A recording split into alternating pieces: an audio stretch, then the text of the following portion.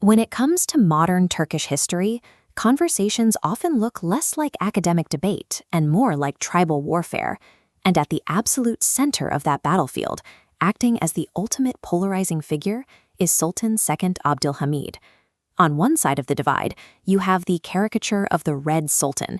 This is the image of a paranoid, ignorant Eastern autocrat, terrified of the Enlightenment, locking himself inside a palace while his empire crumbles around him.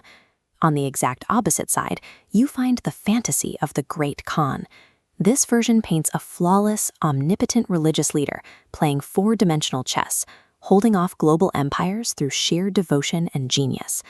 The historian Ilber Ortayli points out that both of these versions are historical fiction.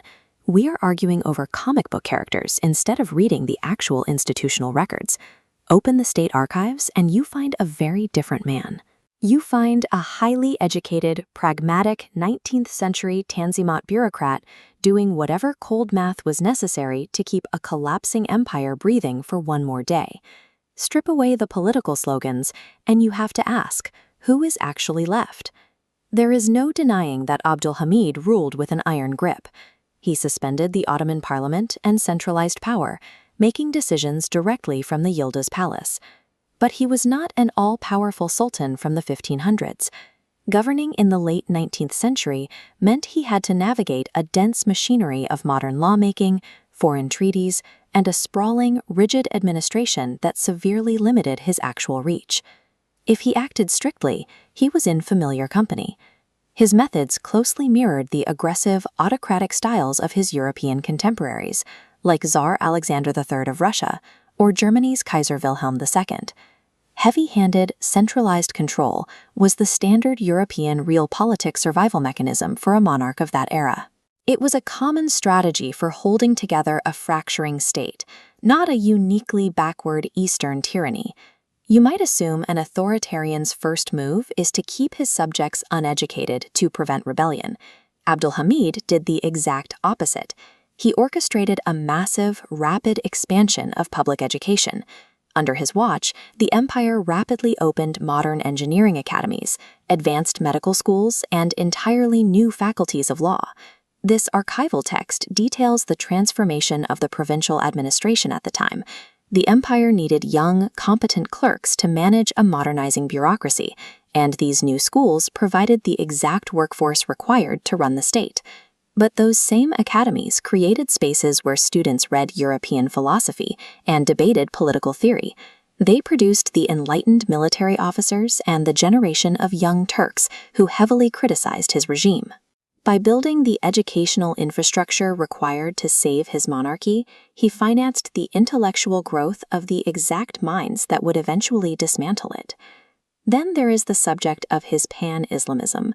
Rather than a romantic holy crusade, his religious policy was a highly practical tool for domestic consolidation and an intricate intelligence network.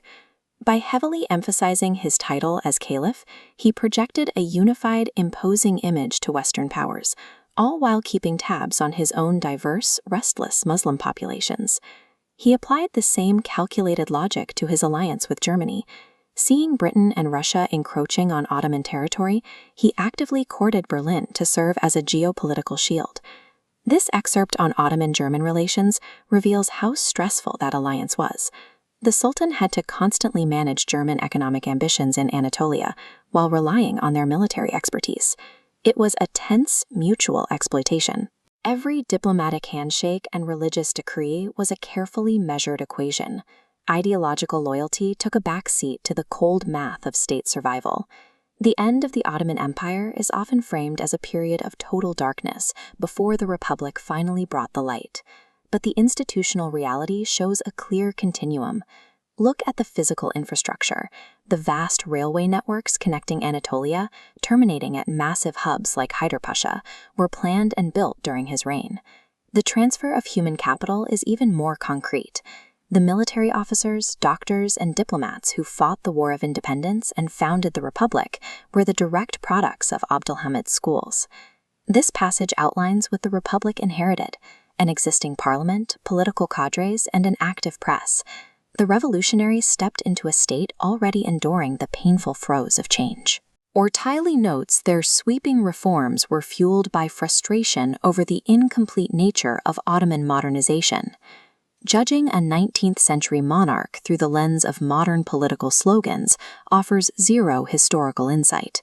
We only understand him when we see the pragmatic, desperate architect who, while trying to save his own throne, poured the concrete foundation for an entirely new nation.